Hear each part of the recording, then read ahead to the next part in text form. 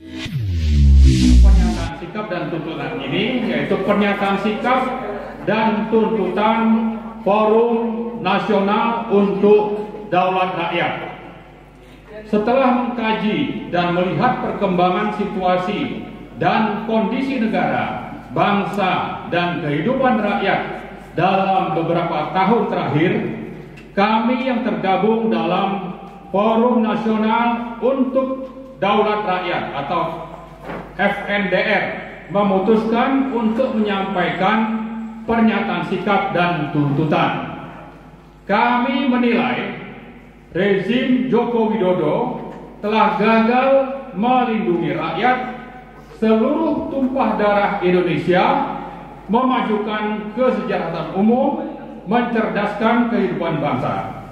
Rezim Joko Widodo telah mewariskan berbagai masalah yang membuat rakyat Indonesia semakin jauh dari cita-cita sebagai negara dan bangsa yang merdeka, bersatu, berdaulat, adil, dan makmur.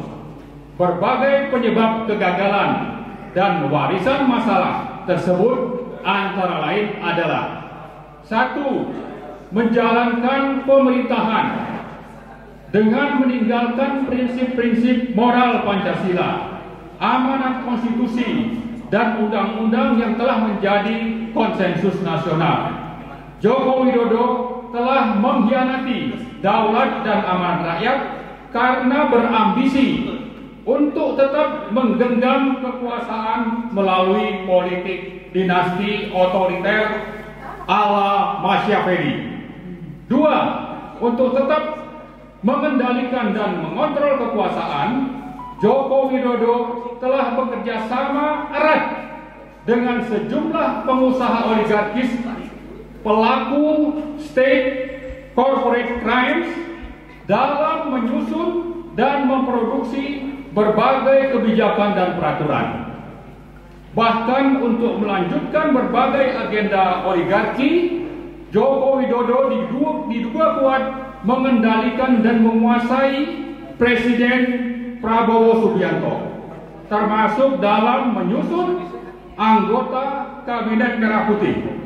Pada Pilkada 2024, Joko Widodo telah memanfaatkan tangan Presiden Prabowo untuk mengendorse calon-calon tertentu bagi pelanggengan kekuasaannya.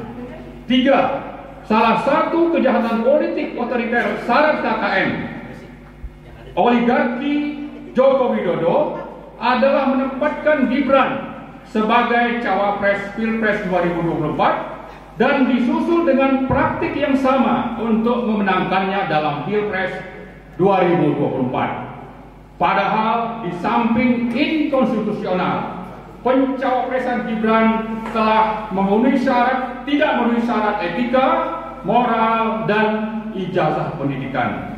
Gibran telah melakukan perbuatan tercela terlihat dari aktivitas akun Kaskus Fufu Papa, amoral, yang mestinya diproses hukum, bukan malah dilantik menjadi Wakil Presiden Republik Indonesia. 4. Pembusukan partai politik di satu sisi dan politik sandra ala sprindik atau sprindik Joko Widodo di sisi lain telah menjadikan DPR yang semestinya menjalankan fungsi pengawasan berubah menjadi endorser kebijakan pemerintah yang merugikan negara dan rakyat sambil memainkan politik sandra. Oligarki Joko Widodo telah menyulap hukum menjadi kepanjangan tangan politik yang berkhidmat kepada kekuasaan oligarki, di mana negara hukum telah berubah menjadi negara kekuasaan. 5. Memelihara para Taipan, termasuk yang menjadi proksi Cina, telah sangat berperan mendukung Joko Widodo mencengkram kekuasaan dan berburu rente melalui proyek-proyek swasta oligarkis yang diberi predikat sebagai proyek strategis nasional atau PSN, seperti proyek Rempang, BSD, PIT 2, Surabaya, Frontline, dan Papua Selatan. Dengan status PSN, para oligarki seperti Aguan, Salim, Tommy Winata, dan lain-lain mendapat dukungan penuh rezim untuk menindas, menjajah, menyengsarakan, dan menghancurkan kehidupan rakyat. 6. Simbiosis mutualisme dan KKN rezim Joko Widodo dengan para Taiwan telah memberi kesempatan kepada sejumlah pengusaha dan Cina RRC menguasai berbagai sektor kehidupan berbangsa dan bernegara, terutama di sektor-sektor ekonomi, keuangan, SDA, industri, perdagangan, dan sebagainya. Hegemoni dan penjajahan senyap ini telah menjadi ancaman serius atas pertahanan, kedaulatan, kemandirian, dan ketahanan nasional Indonesia ke depan. 7. Pelanggaran HAM menjadi kejahatan sistemik rezim Joko Widodo. Tewasnya 800-an petugas pemilu berakhir tanpa proses hukum. Padahal Perhimpunan Kedokteran menyatakan kematian tersebut bukan karena kelelahan tetapi by design. Peristiwa pembunuhan 6 orang pendemo Bawaslu 21-22 Mei 2019, pembantaian 6 laskar pengawal HRS, hingga kasus Kanjuruhan yang menewaskan lebih dari 300 orang rakyat Indonesia adalah pengabaian kemanusiaan dan bahkan bisa disebut sebagai rekayasa dan kejahatan politik. 8. Lahirnya Kepres nomor 17 2022 tidak menjelaskan siapa kelompok yang mana yang telah melakukan pelanggaran HAM berat dan siapa yang menjadi korban.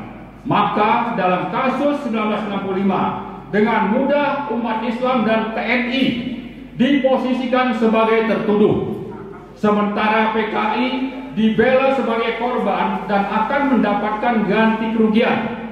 Kemudian dengan terbitnya Inpres nomor 9 2023 sebagai tindak lanjut dari Kepres 17 2022 semakin memperjelas kejahatan rezim Joko Widodo kepada PKI yang sudah dibubarkan melalui TAP MPR. Nah, yang terakhir 9, umat Islam dijadikan target pelumpuhan melalui stigmatisasi teroris, radikal, intoleran, bahkan politik identitas. Moderasi beragama disampingkan untuk sekularisasi, pengembangan nilai, dan deislamisasi. Sementara pragmatisme, mistisisme, hedonisme, dan masyiatisme tambah berkembang menjadi-jadi.